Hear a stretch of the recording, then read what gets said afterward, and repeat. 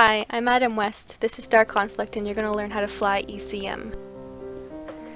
Specifically, the Spirit.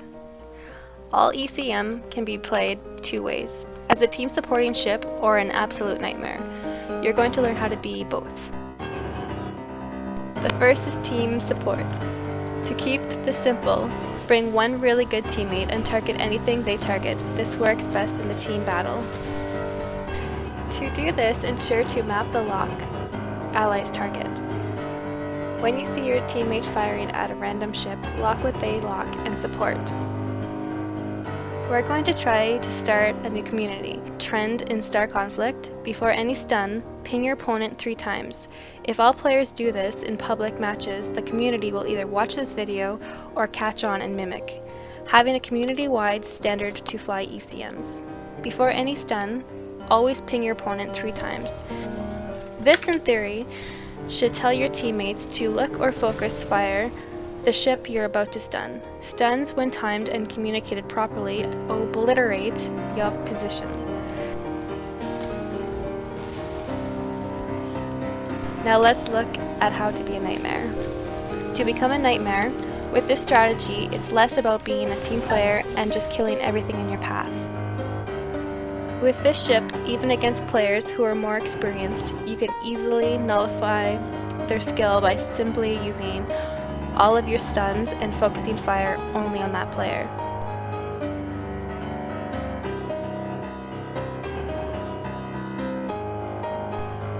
What I like to do is look for the best player on the opposing team before the match begins, either by looking at their synergy level or knowing their name in the game. Then save all your stuns for that player. Tactics. When you see a command ship, the first thing you want to do is activate your energy drain. This will cause the command's energy to quickly disappear, which in turn causes their special ability to be close to useless. As you can see, it actually makes them very squishy.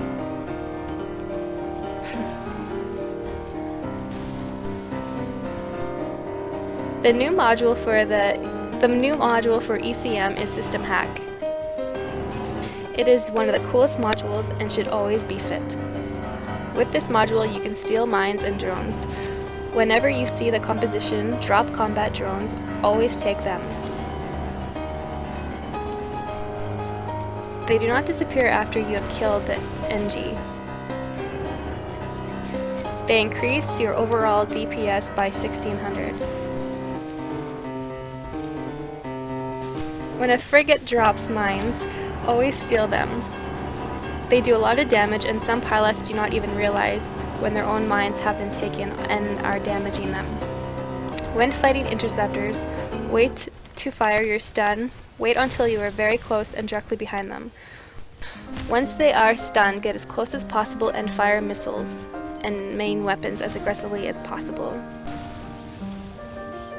When you need to close the distance to get behind an opponent, never burn directly at them. Instead, do a full circular rotations that are not predictable. Then align your ship to do a quick weapons missile burst before you get behind them. Unlike the Kovaps or Recon, breaking guards does take a whole lot of work. To beat the guard, get behind them, stay there, and don't stop firing until that ship explodes. Auto movement. If you don't already know this tactic, I'm going to go into more detail as there have been many questions. First off, you need to go into your key mappings and find turn up, turn down, turn left, turn right. Map them to unused keys on your mouse or keyboard. Auto movement is best used for keeping range and keeping constant damage on your opponent, while having your ships adaptive. It can also be used for avoiding damage. There are many ways to fit the Spirit. I suggest 2 adaptive shields, full rotation for NGs, energy drain, system hack, stun, and shield repair. Yes, again, there is no hull repair, so really the ship separates the men from KT. Double stun. To perform a double stun, a lot of things have to line up. You need your target as close as possible, lock onto the metastable, then when you burst stun, this will give you lots of time to heavily damage them. Use your metastable to prevent damage from nukes, missiles, and when you're in a very bad spot, try not to metastable when you have no shields, as it will be an easy kill for a good opponent. They will be stunned before they can get back to full speed and an easy kill.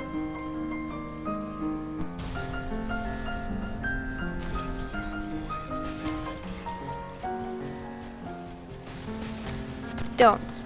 Don't run into walls, don't overcommit, don't ever stop your ship, and don't marry this. Thanks for watching. Some owls bob their heads up and down in order to maximize their depth perception. Try it right now. Focus on an object and bob your head up and down. That's right, keep bobbing your head. It doesn't really work for humans, but you do look like an idiot. The owl is a quiet hunter. It has specialized feathers on the front of its wings that reduce turbulence and allow it to fly in relative silence. If silence were loudness, they would be the loudest flying bird. That's a terrible metaphor.